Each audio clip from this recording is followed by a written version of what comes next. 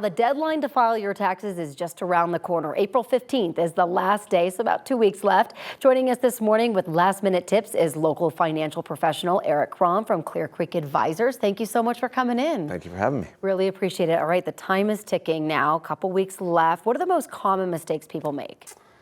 Yeah, I think really it's just waiting to the last minute. Yeah. Right? A lot of times we should be thinking about tax planning all year long, and we wait till April 15th, which if you do that, you can miss deadlines and you can miss opportunities. So that would be number one. Number two is electronic filing. I think that's really important.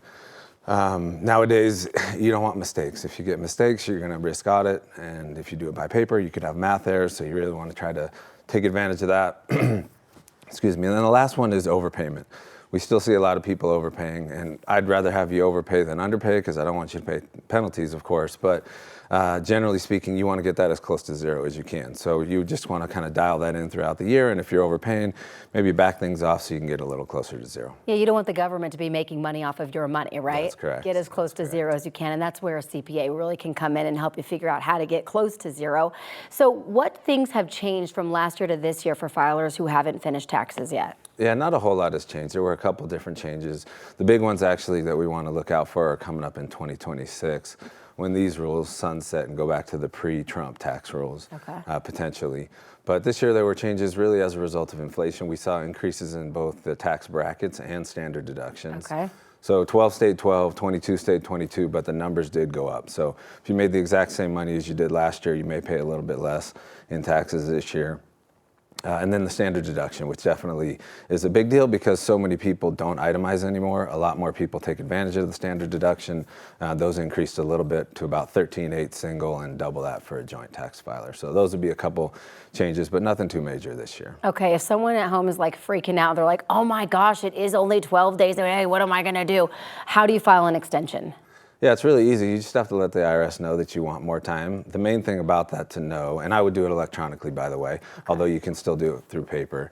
But the main thing to know really is that filing an extension to file your taxes is not an extension to pay your taxes. So sometimes you may have a really good idea what those numbers are. Sometimes you need to make an estimate, but you want to do as good a job as you can at trying to pay what you think you pay so you don't end up paying a bunch of penalties at the end of the day. Yeah, that is kind of the misconception. They're like, oh, I'm just going to kick the can down the road, and you still got to pay. So that is the caveat there. How can we set ourselves up for success next tax year? Yeah, I think it gets back to what I said earlier, just planning all year long. We talk to our clients about asking the question, are you trying to save taxes today or are you trying to save taxes in the future? And that's a biggie because the decisions that you would make are not the same, right? If you want to save taxes today, it's 401k contributions, health savings account contributions, maximizing deductions today, where you would really do the opposite if you were thinking more about the future.